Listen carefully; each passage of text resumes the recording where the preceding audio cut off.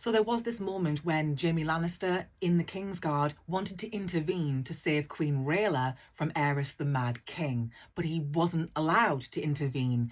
And his vows as a knight to protect the innocent, they come in conflict with protecting the king and serving him. Another Kingsguard, Sir Jon Darry, is like, we can't save her from him. It's one of my favourite Jaime moments.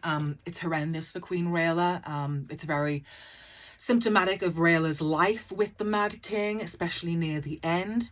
It's book 4, A Feast for Crows, and it's Jaime's second chapter in this book, and he's remembering what it was like at the time. Relations between Aerys and his queen had been strained during the last years of his reign. They slept apart and did their best to avoid each other during the waking hours. But whenever Aerys gave a man to the flames, meaning whenever Aerys would use wildfire on somebody, whenever he would get his kicks basically torturing people, on those days, Queen Rhaella would have a visitor in the night. The king would pay her a visit. And the day he burned his mace and dagger hand, Jaime and Jon Darry had stood at guard outside Queen Rhaella's bedchamber whilst the king took his pleasure. "You're hurting me," they had heard Rhaella cry through the oaken door. "You're hurting me." In some queer way, that had been worse than Lord Chelstead's screaming. "We are sworn to protect her as well," Jaime had finally been driven to say. "We are," Darry allowed, but not from him.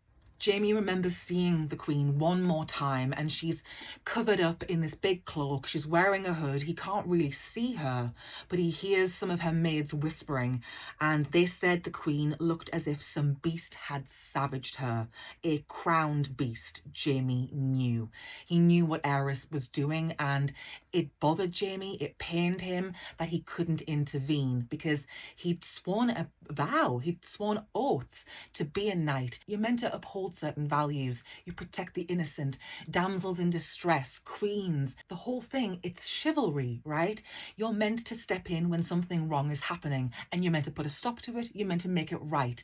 That's why knights are revered. It's why they are honoured. They do the right thing. So then when Jaime joins the Kingsguard and has to promise to now serve Aerys the Mad King and do his bidding, well, this is exactly the conundrum. This is the problem that Jaime has when these two vows come into conflict with one another. What do you do? Which vow is the most important? Which one do you set aside? And in the moment with Rhaella, when he can hear her screams, Jaime chooses to honour his Kingsguard vow. He stands by and he doesn't intervene, but it bothers him. Now, maybe if Jaime had been standing guard on his own, maybe then he would have found a reason, an excuse to go into the room, to interrupt, to call the Mad King away, just make something up to stop what was happening. That could have happened. I could see Jaime doing that. But having someone else there and someone with more seniority in the Kingsguard, that meant Jaime was not going to intervene. There was pressure on him to be seen and not heard. That's the Kingsguard way. But what do you do when the king is doing something wrong? And this is kind of Sir Barristan Selmy's issue with Jaime. Jaime did something in the end with the Mad King. He finally stood up to him. Sir Barristan never did that. And I think it bothers Barristan that he was Barristan the Bold, yet he stood by and allowed the Mad King to do terrible things. And this young lad, this young whippersnapper, he's the one who actually did something. He's the one who actually took a stand.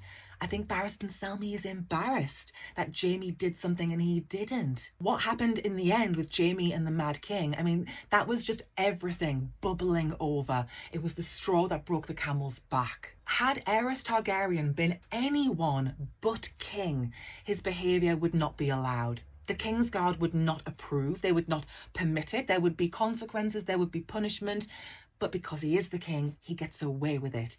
And for as long as there is this issue, this between a rock and a hard place kind of thing, then when you have a king behaving badly, and surely kings will come and go that will behave badly, what do you do? This problem will come up again and again. There needs to be some kind of disclaimer, some caveat, something carved out for when a king is behaving in such a way, like a 25th Amendment kind of thing. Like somebody needs to step in when the king goes too far so that it doesn't put the Kingsguard in a compromising position when it comes to which vow do you honour.